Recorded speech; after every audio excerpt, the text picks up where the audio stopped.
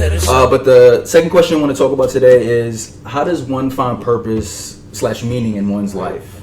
How do you guys think? Jay, you like to start us off? Sure. Some told me he was already going to go to you. I'm telling you, stop. Amir started the last one. What you this one? This is real Zen guy. I mean, all right. So to find like your purpose in life, I think the only true way that you can find your purpose in life is if you spend more time with yourself. You know what I mean? Like you're not really going to know your real purpose in life until you like sit down, like no TV. I ain't saying you gotta meditate or nothing like that, but sit down and just ask yourself questions. Ask questions about yourself, like what do I like to do? Like who am I? Like why am I here? Like what can I do to impact other people? Because majority of the time, if you was to find someone on the street and be like, what do you think your purpose in life is? 9 times out of 10 you'll be like, I don't know. Until you keep asking them, like, what do you think it is? Like, I don't know. Like, tell me. Just give me. If you give them the thought to think about it, then they'll probably come up with like a quick answer. But if you keep pressing the issue, then you'll make them dig deeper into themselves to get that answer out of them. Something they're not used to. Yeah, something they're not used to. And then 9 times out of 10, they'll probably stop because they'll feel uncomfortable about it. So they'll probably get angry at you, like, why you ask me all these questions? Like, I don't want to do, like, don't worry about it. Like, my purpose. Like, something like that. What about your purpose? Yeah, what about your purpose in life? Or something like that. You know what I mean? So I think the only true way that you can find purpose in life is if you actually just sit down and spend more time with yourself than with others. You know what I mean? Without any like external noise. Yeah, without any external noise. So much of what we think are ideas are actually not our ideas. They're things that come from external influence. Right. Yeah. I see, man. I really don't like when people like they care about what other people think. There's an extent that you can do that. You know what I mean? Like if you're a celebrity, then of course you gotta care what people think to an extent. You know what I mean? Because that can sabotage. But if being famous is all that you know how to do and you don't have any like businesses on, then then the media is your paycheck. You are your brand. So you have to worry about what people think. You know what I'm saying? But like normal people like us or people who want to come up in business and things like that, it's like you don't really need to know what people think. Because if I tell you like, yo, I'm gonna make $100 million this year, you're gonna sit here and be like, no, you're not. And then they let that take into the effect of how their mind works. Like I'm a firm believer of if you learn to train your mind to think in a certain way, then every day when you wake up, you'll always be working towards that goal that you have. You know what I mean? So like when you get out of bed, like I think the way to dominate your day is to start your morning off in a very effective way. So like when I wake up, when my alarm goes off, I get up. I have to get up because if I don't, my alarm goes off and if I just lay there for 10 minutes, I'm gonna be lazy throughout the rest of the day. Like I'm not going to want to do nothing because my mind is already in that state where it's like we ain't doing shit today. We just chilling all day. So all day I'm gonna try to like make excuses not to do something like that. So I have to get up. Like if I feel like I don't want to get up I have to count to 5. When I count to 5, then I'll stand up and then usually 9 times out of 10 I have 2 alarms actually. My Alexa is an alarm, so I can just say, hey Alexa, be quiet, and then she'll cut off. And then I have my phone, which is an alarm, but it's on the other side of the room. Yeah. So I have no choice but to get up. So I make myself get up and then, follow out a routine, like make my bed I make my bed every single day. Because even if you have a bad day, right, I have to keep my space clean. I can't have a dirty space. Because let's say you have like the worst day ever and you come to the crib and your crib is dirty. Then it's just like, damn, I'm kicking over clothes, I'm stepping over baskets just to get to my bed. But like, if you had to, I'm pretty sure if you keep your area clean and you had a bad day, right, and you just came to the crib and your crib was just spotless, like you would get a sign of relief, like, oh, I have time to relax now. I could get my mind right, my space is, so my space is always clean. I have to keep it clean. Damn, that shit just took like a turn of events. We was talking about purpose and I went to some other shit. Nah, you definitely was touching on a lot of truth. I'm a big believer in like your physical space is reflective of your mental state. Right. Because think about it, if you're in like the slumps, you're not taking time to take care of like the basic bare minimum stuff like cleaning up and taking care of like your house and eating properly. Like all the small things matter to me. People might not think that it does, but it does. Like and you're training yourself, you're training like your mind to operate like the small things matter. So when you get presented with situations that aren't so small, you handle it in an effective way because you handle the details already. So handling bigger situations is no problem. Really, all those small things add up to a big thing anyway. Yeah. If you think about it. So Yeah, definitely. I definitely agree with that.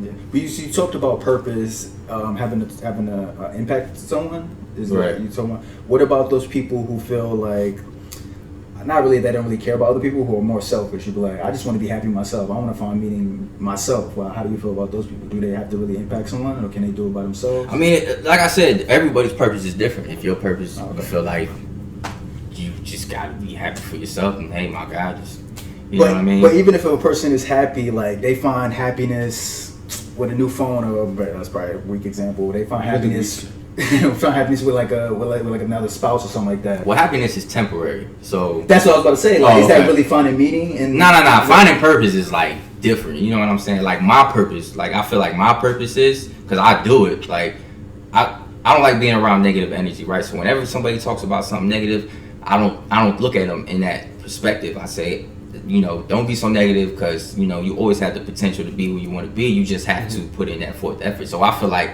my purpose in life is to inspire those who are not inspired in themselves.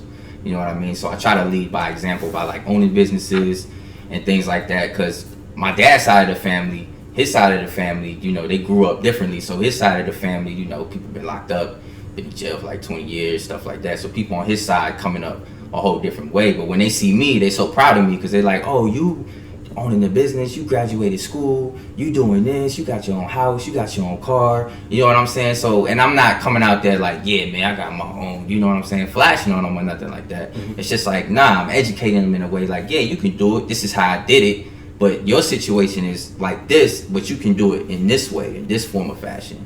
You know, I always like to shed light on people. I don't never like to push them in the dark. I would never, ever, you know, I guess they say stun on people and things like that. I don't do that, man.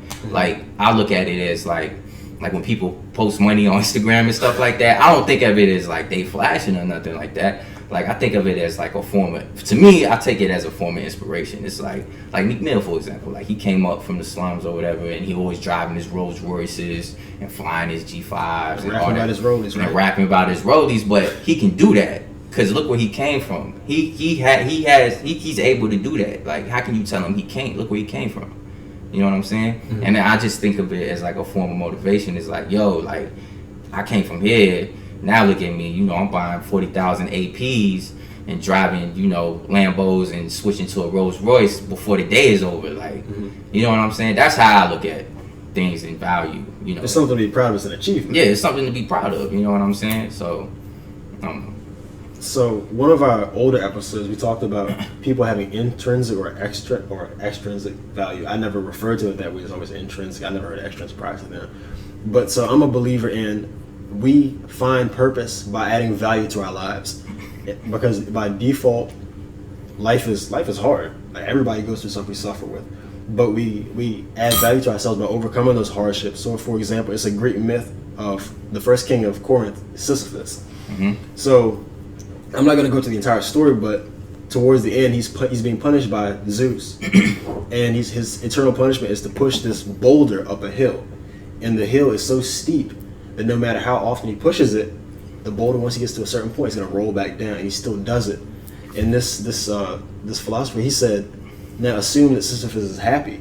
So even despite that the rock was never going to get to the top, he's never going to be finished, he was content in doing that, and he was always trying to improve his situation and always doing something versus accepting defeat. And I think we could learn a lot from that, because by default, like, we have to add that meaning to our lives. Life, one of the most beautiful things about life is, I don't believe there is one singular true purpose for us. You get to define that by adding value, and along the way you discover what your unique purpose is to yourself. But there's no one unique purpose to everyone. Yeah, I feel like, you know, everybody has their own purpose. I mean, you know, nothing is going to be in similarity. So, but that's just like, you know, have you ever heard of someone say, life doesn't happen to you, it happens for you? Yeah. Yeah. Do you believe in that? Happens for you. Can you separate that from predestination? So it's like, whenever a bad situation happens to you, right? How do you take it? Right. Like, do you take that situation and turn it into a good one, or do you take that situation? Like, let's say, let's say you go bankrupt, right? Let's say you go bankrupt tomorrow, right? Do you take that situation and then you just dread upon the fact that you're bankrupt, or do you take that situation and learn from your mistakes of how you went bankrupt? Oh, absolutely. And try to go, yeah. So that's how I look at it. When someone tells me that statement. Do both. First you dread about it, then you like think about steps. But listen though, you only have so much energy within the day, so you're gonna use all your energy to dread about it. Why don't you put all that energy? No, but you said. Yeah. I think I forgot who said it before that you have to have a certain amount of time to spend on like being upset about it. Like you have to emotionally process. Yeah. He said 5 seconds, so I was thinking like you dread for like. Oh yeah. I thought you were saying like half a day. No, because you'll never get over it. 5 seconds is a little bit short, but I think that's not the point you were trying to prove. Like, of course, you give yourself a few minutes to reflect and process your emotions, but you got to get back at it, because the way I look at things is, regardless of where I'm at currently in life, my goals do not care. Like, I still have goals to achieve. I have somewhere to get, and I need to get from point A to point B. What's going on right now is irrelevant. It does not matter. Right. But some people don't look at it. That's what I'm trying to. They don't. They take the situation and then you just let it tear them down. Like, you know what I'm saying? Just like somebody's, like a situation can change somebody's personality. You know what I mean? Like, people hold on to things that they don't need to hold on to. And so let's say, what's a good example I can use? I'm about to A breakup. I'll make some shit up. Yeah, I'll just make a breakup or something like that. All right, so you break up with a girl, right, that you've been with for a long time. Yeah, everybody goes through a breakup, right? Everybody's gonna feel sad, depressed, or whatever. But there's a difference for being sad for 2 weeks and a difference for being sad for a year and a half. By the time you get to 6 months and you still sad about that breakup, it becomes like a trait, like a personality. Like, and then it becomes a part of you, and then it gets harder to get rid of. So now you just inherited a bad habit that later on in life you have to get rid of. Now you didn't do it properly. Yeah. So I'm sorry. When you said 6 months, I'm thinking of the movie 40-year version with Paul Rudd's character. He still didn't get over his girlfriend after 2 years. Oh yeah, oh my god. Yeah, it's crazy. But it comes like a personality. So like, and then that's what happens to people a lot. Like, it happens to a lot of people. Like, bad situations that happen to them, and they would dread on it for so long, and then they can never get over it. So it's like when they, you know, have all this negative energy, and I ask you, like, bro, what's wrong with you? Like, man, my girl, when she broke up with me, you know, a year and a half ago. Like, what? Like, yeah, bro, now I can't be happy with no girl that I'm with now. You see? Yeah, so it's like, they let situations like that tear them down, and they just let, you know, life happen for them. You know, they just go with the ball. They just go along with it. You know what I'm saying? Instead of changing it for themselves. Yeah, so they just change it. You know, they don't do nothing. You know, they don't do nothing about it. They don't try to change it. They don't try to, you know, find any type of, you know, lesson from it. They don't learn from their losses. Like people say, there's a lot of things that people say that's common sense that's not commonly used today. You know what I'm saying? Like, people say walk, what do you say? Walk the talk or something like that. Talk the walk, whatever. Who does that you know of? Like, or you know people who do it, but how many people out of all the people that you know do that? You know what I'm saying? A lot of people don't. They just say it all the time, and then you can like read a book about it, and you probably wouldn't even read the book if it said like walk the talk or whatever. There is a book called Walk the Talk. Yeah, it's a Migos song too. Is it? Walk it like it. Well, there's a book. I know there's a book called Walk the Talk, but you wouldn't pick it up because it's common sense, right? Yeah. But it's not commonly used, so you might find something in that book that you don't know, but you would never know because it's common sense. You feel like it's beyond you. It's too low because you understand it. Yeah, but you actually haven't had it. I feel like you put it like you put Walk the Talk, the statement Walk the Talk here, and you think you up here when you're not even. Like, that joint, like, all up here, and you down here. Like, you're not even close to, like, what this statement is meaning. Like, when people tell, I don't tell people what I'm going to do. You know what I'm saying? Because I'm a firm believer. Well, I'm not a firm believer. I believe sometimes if you talk about it too much, like, you might bring some bad luck about it. But then I do believe that if you talk about it amongst yourself all the time, then you will keep working towards that. Embody it, yeah, so, and then I don't give people that chance, right? If I have an idea, and you're not going to benefit from this idea, or let's say you're not going to help me collaborate on this idea, then I won't share the idea with you, because I'm not going to give you the chance to shoot my idea down or give me some bad feedback on my ideas before I even put it to works. You know what I'm saying? I don't need that train of thought in my mind before I even get to working on it.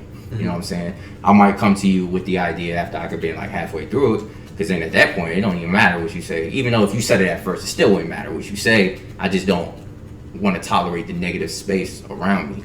So I don't know. I like the fact you talked about how people, they allow the situations that they're in to dictate their personality. So for example, with the breakup too, so I remember hearing that if someone is still suffering from the effects of a breakup after about a year, it's clearly indicative of somebody with depression. And a lot of people, like, depression is a mental condition. It's not a personality trait. And so many people, they allow themselves to be repressed and like actually like withdrawn towards themselves, and they forget like who they were as a person, and they just think that that's who they are, like, and they mask as like being introverted or but that's really not who they were before they allowed the world to change them. Those situations, negative experiences. Like, one of the things, I did an interview on this project back in school, breaking down our personality and who we were. And so I asked my dad, because we had to interview our parents, the same sex parent, and I asked him what kind of life did he want for me to have, and his answer was he wanted one of me to be rich of experiences and for me to be better and not bitter.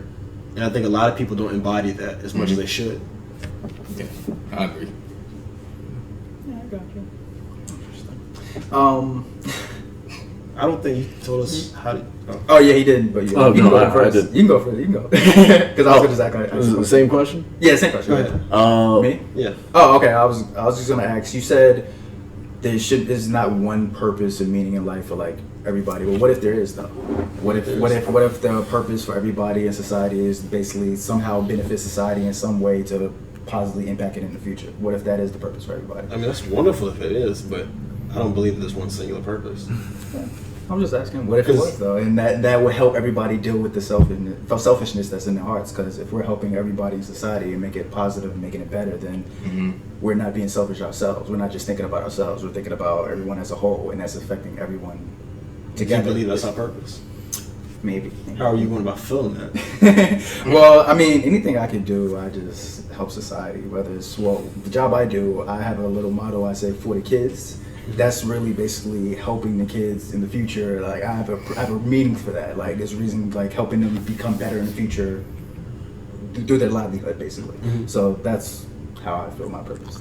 So I feel I'm definitely open to the possibility that not everybody has a purpose, just because I feel like there are 7 billion people on this planet, so we kind of have enough room for at least like 1 billion of them to be selfish and still have like. You sound like Thanos. Yeah, I was about to say. All I'm saying is, I feel like enough of us need to be good to society for it to work. I don't think we need all 7 billion of us to. It'd be to wonderful work if it was. It would be wonderful, right? But at the same time, you gotta watch something on TV. You gotta have problems somewhere. You know, not everything can be good all the time. Well, everyone has a job. Yeah, everyone has their own role that they play. But at the same time, you got to factor that we live in a world where we all got unlimited desires and limited resources.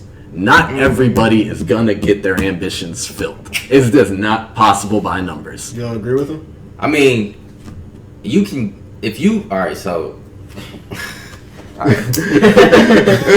alright, so when you say, right, everybody's not gonna get their ambitions filled, because I feel like that's your fault that your ambitions aren't filled. That individual's purpose. That's that individual's fault. So let's say if we all had the same personality and we all was like straightforward, was like, when we do something, we do it, and when we say I'm gonna get something, we get it. Let's say we all did that, right? And everybody's ambitions would be filled, right? But everybody has the potential to do that. People just don't know they have the potential to do that. Like, everybody has the same potential. If you want to think about it in a way, we all have the potential to gain what we want in life. People just don't know they have that potential. See, but at the same time, I really feel like not everybody even wants that much. I mean, there's sometimes where, like, for example, I have a good friend of mine that I'm not gonna name because he doesn't even have a Facebook account. He doesn't like people like, of being in his DMs a lot.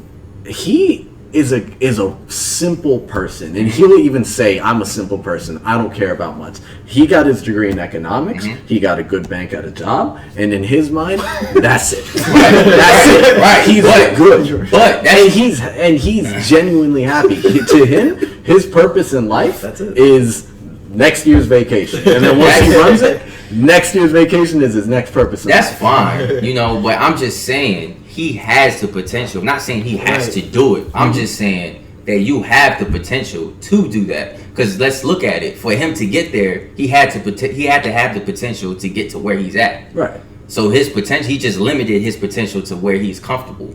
Some people don't limit themselves to that aspect that he lives, you know what I'm saying? Some people see themselves higher than where he's at. So I'm gonna just, you know, maximize my potential to the fullest. I only got one life to live. You got all this shit to experience in the world. Why not try to maximize that's just my perspective. Why not try to maximize your potential so you can experience things in this world that other people can't experience? Right, you already here, so you might as well make the best of it. Yeah, you might as well. Why get comfortable? You know what I'm saying? I mean, if that's your preference, I have nothing against people who have this certain point in life and they're cool with it. I have nothing against that. You know what I'm saying? But it's not for you. It's not for me. You know what I'm saying? We could be the best of buddies, but shoot, you could be right here and I could be all the way up here. Like, we could still be the best of friends, you know what I'm saying? But if that's where you're comfortable at, hey, that's where you're comfortable at. I just see, like, if you're like right here and you're comfortable where you at, don't ask me like, yo, do you think I got the potential to? I'm gonna be like, yeah, bro, you got the potential to do it, and don't be negative as hell, because I'm gonna be like, all right, bro, why'd you ask me that question? And you just gonna make me mad. Obviously, we all have the potential. You know what I'm saying? Like, that's all I'm trying to say. Like, anybody has the potential to get to where they want to be. So in his situation, that's where he wanted to be. So he had to use his potential to get that economics degree, to put in that work, to keep his job so he can have a vacation next year. You know what I'm saying? So it's just how much of your potential that you use. And I feel like everybody internally, we know when we're living up to our potential or not, because that's where discomfort settles in. That's where unhappiness comes from. It's because you know that you're capable of so much better. Well, I feel like what I call that is hunger. I feel like people got different levels of hunger, where there's a bar that they feel you don't have to be hungry to know that. What do you mean? To know that you could have done better. You're right, but I think the hunger is what drives you to do better, to criticize yourself and to say, I need to have that ambition. To recognize the discomfort that comes from dissatisfaction where you're currently at, you don't have to be ambitious for that. I agree. The ambition is how you get over that. I agree, but to a degree, wouldn't that confusion and that pressure, in a way, motivate that ambition?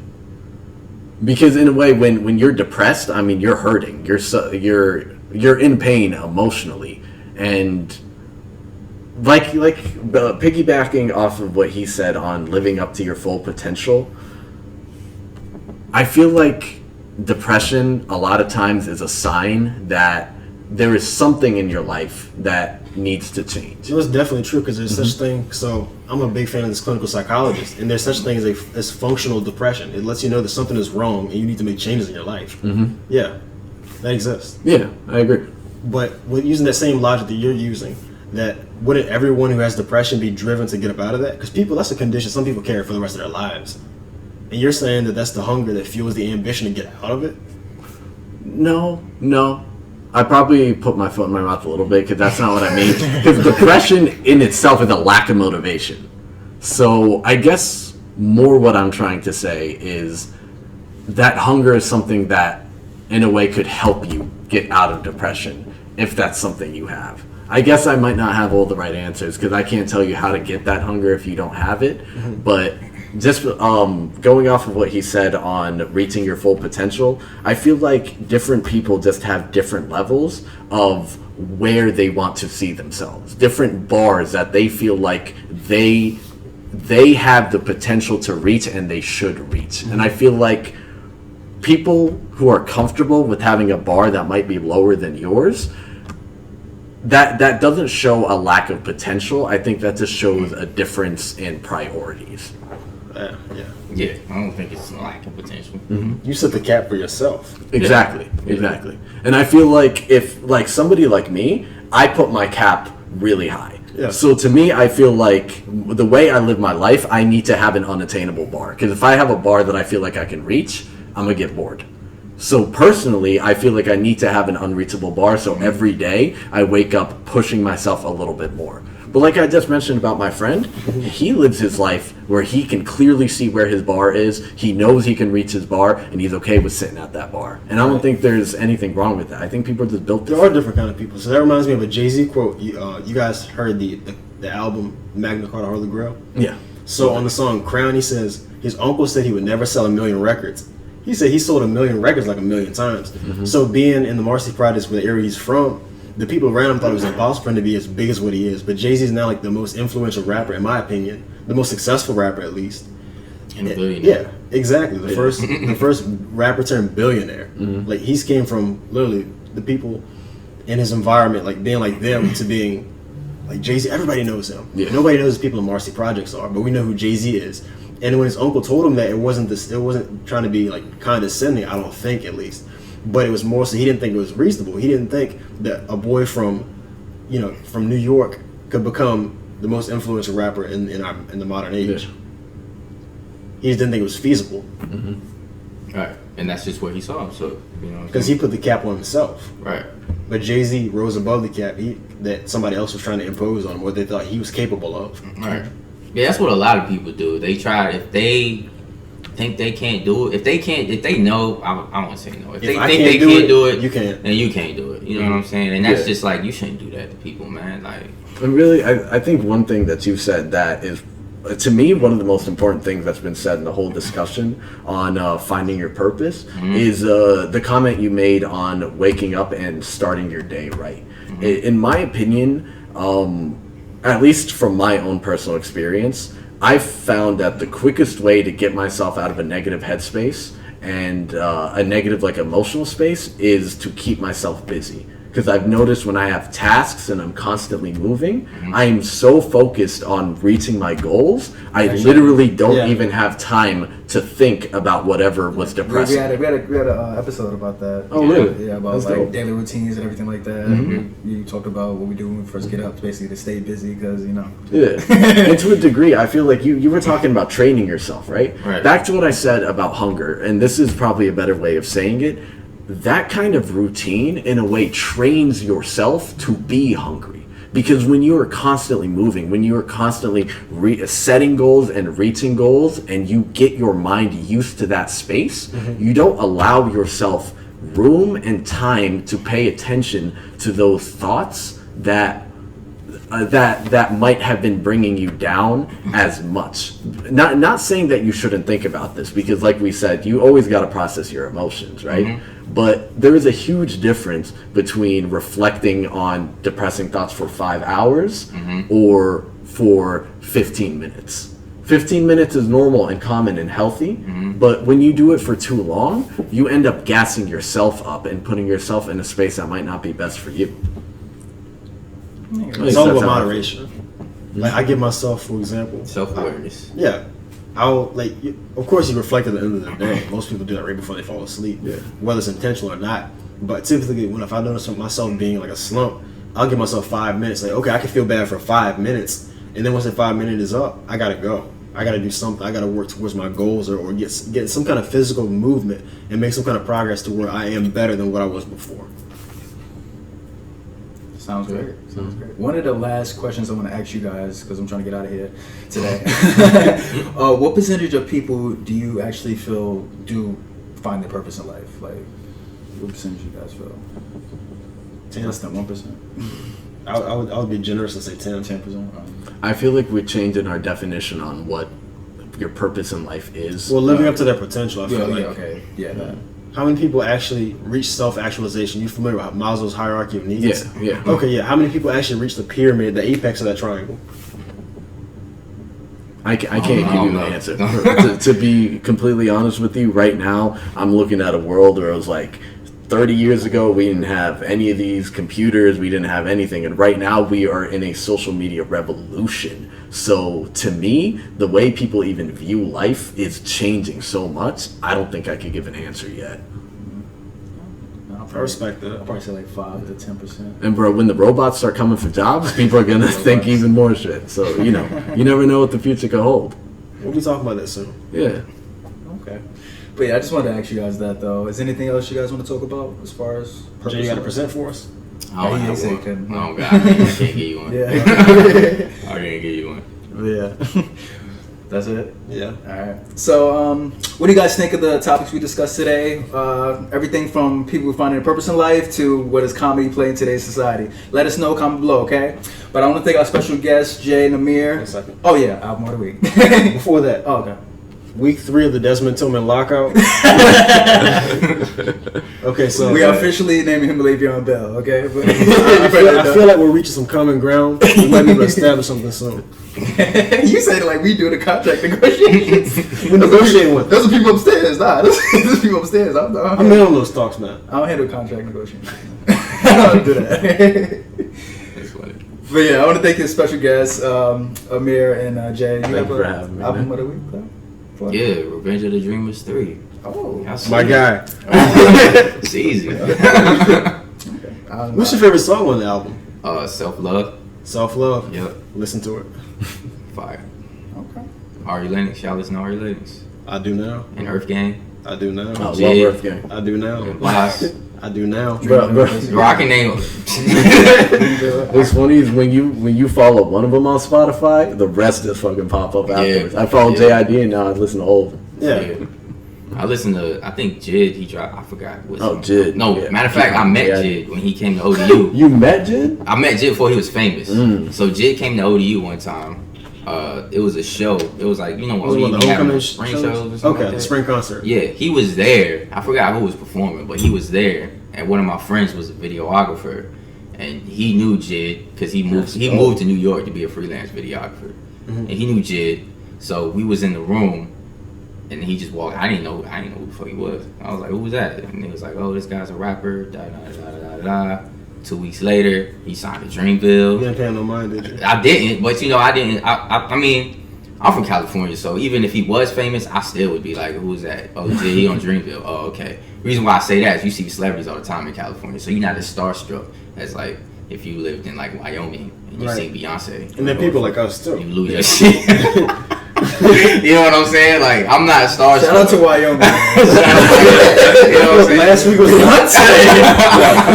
was Alaska getting this week is Wyoming.